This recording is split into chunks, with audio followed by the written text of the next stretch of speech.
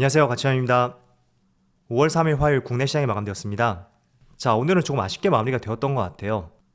오전장에는 흐름이 상당히 좋았었는데 오후장이 되면서 지수가 조금은 미끄러지는 모습이 나왔습니다. 그래서 종가가 거의 최저가에서 마무리가 되었죠. 그리고 코스닥을 보면 반대로 코스닥은 0.6%의 상승과 함께 시초가를 이탈하진 않았죠.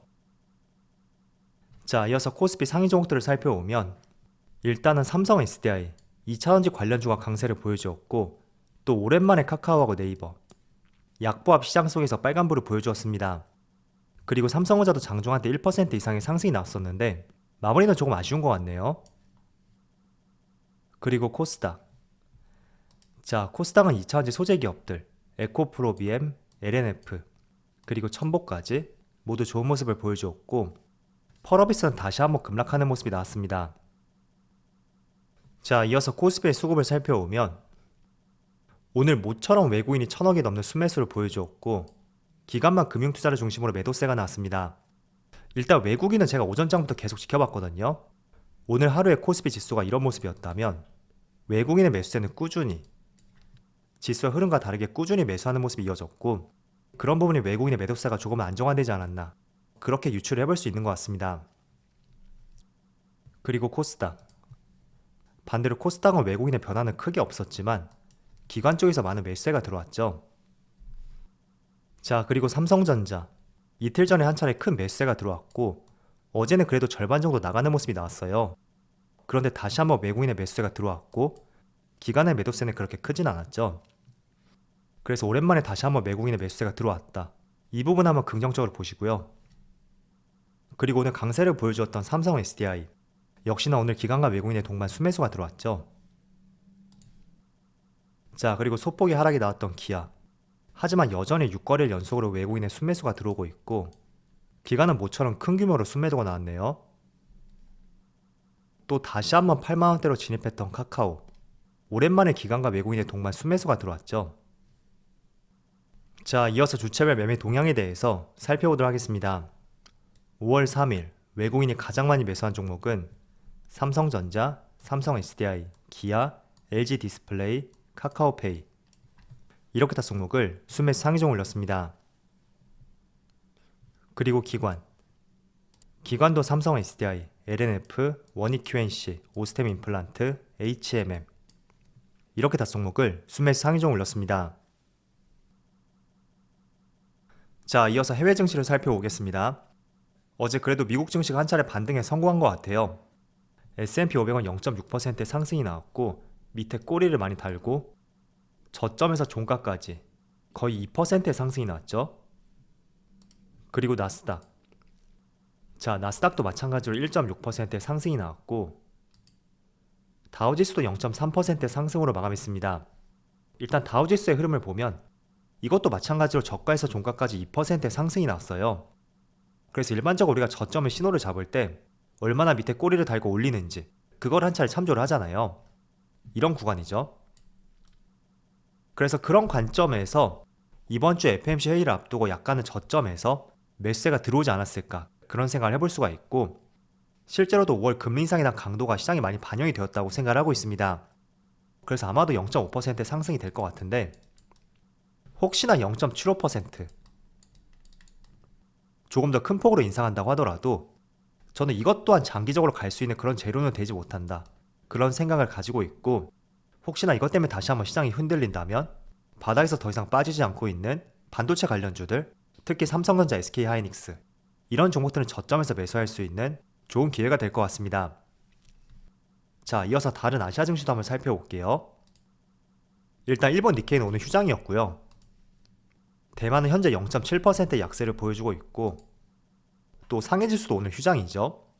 그래서 일단은 대만 증시는 그렇게 썩 좋지 못하지만 국내 시장은 나름대로 선방을 하는 것 같습니다. 자, 그리고 오랜만에 삼성전자가 오늘 1%의 상승과 함께 확연하게 21선을 돌파를 하였는데 지금 촬영 시점이 오후 2시가 조금 안 됐거든요. 그래서 종가는 어디에서 형성이 될지 모르겠지만 만약에 67,900원, 68,000원 이 정도 라인에서 종가를 형성한다면 저는 단기적으로 추세를 돌릴 가능성이 있다. 그렇게도 볼 수 있을 것 같아요. 올 초에 21선을 이탈하고 나서 지금까지 단 한 차례도 확실하게 21선을 돌파하지 못했거든요. 2월달에 돌파하나? 그런 생각이 들었었는데 21선을 돌파하지 못하고 이렇게 계속 미끄러지는 모습이 나왔습니다. 그런데 바닥에서 한 달 만에 외국인의 매수와 함께 4% 가까운 큰 상승이 나왔고 그 흐름을 이어서 21선까지 돌파를 했던 만큼 저는 단기적으로는 추세가 조금은 돌아설 가능성도 있다, 그런 말씀을 드리겠고, 그렇지만 이게 본격적으로 추세를 전환한 것인지 그거는 조금 더 지켜봐야 될 것 같아요. 그래서 본격적으로 추세를 전환하기 위해서는 전 세계 반도체 시장이 조금 더 살아나야 되지 않을까, 그런 생각을 가지고 있습니다. 제가 어제 예시로 삼성전자의 움직임에 대해서 크게는 두 가지 흐름을 참조하면 된다, 그런 말씀을 드렸습니다. 첫 번째는 반도체 업황. 이 반도체 업황이 살아날 때 국내 반도체 기업들 뿐만 아니라 대만의 TSMC, 그리고 미국의 인텔하고 마이크론 테크놀로지, 분명히 이런 기업들도 상승이 나올 거예요. 그리고 두 번째는 국내 시장의 매력도가 증가할 때 그 또한 삼성전자의 상승으로 연결이 될 수 있다, 그런 말씀을 드렸습니다.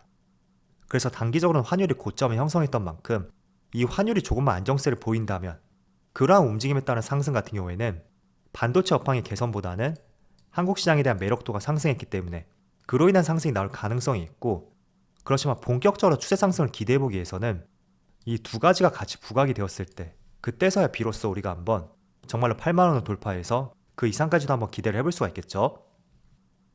자, 그래서 차트를 조금만 줄여서 볼게요. 사실 삼성전자가 작년 1월달 고점을 형성하고 지금까지 주가의 하락률을 한번 살펴보면 거의 29%, 30%의 하락이 나왔습니다. 그리고 대만의 TSMC를 보시면 이게 5년간의 차트인데 작년 1월달 고점에서 지금 가격까지 거의 20%의 하락이 나왔거든요. 자, 그래서 국내 시장이 조금 더 하락폭이 깊었다고 볼 수 있겠지만 일단은 대만의 TSMC의 낙폭을 봤을 때도 전 세계 반도체 업황이 부진까지는 아니지만 크게 상승할 만한 모멘텀과 재료가 부재했었고, 또 그것보다 저는 가능성으로 제시해드리는 것이 이 구간 내에서 많은 일들이 있었겠죠. 지금처럼 금리 인상 이슈도 있고 인플레이션 우려감, 그 외 다양한 이슈들이 있었을 텐데 솔직히 부정적인 반도체 업황보다도 외국인들이 한국 시장에 대한 매력도를 조금 잃었었고 그에 따른 삼성전자의 주가를 매도했었다, 그렇게 보는 것이 더 맞을 것 같아요. 자, 일단 한국 시장에서 발을 뺀다는 것은 여러분들이 자금의 조단 이상이 된다면, 예를 들어서 이런 종목들, 지금 서울제약 같은 경우는 한 주에 보면 10주, 100주 이 정도밖에 걸려있지가 않죠. 그래서 조금은 극단적인 표현이긴 하지만 한국 시장에 대한 매력도가 조금 줄어들었고 거기서 발을 뺀다면 당연히 이런 종목보다는 큰 자금을 빠르게 빠져나갈 수 있는 삼성전자, SK하이닉스, 그리고 코스피 대형주들, 특히 삼성전자가 될 수가 있겠죠.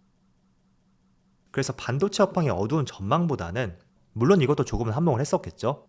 그렇지만 한국 시장을 빠져나가는 과정에서 지금 보시는 삼성전자를 활용했다, 그렇게 보는 게 좋을 것 같습니다.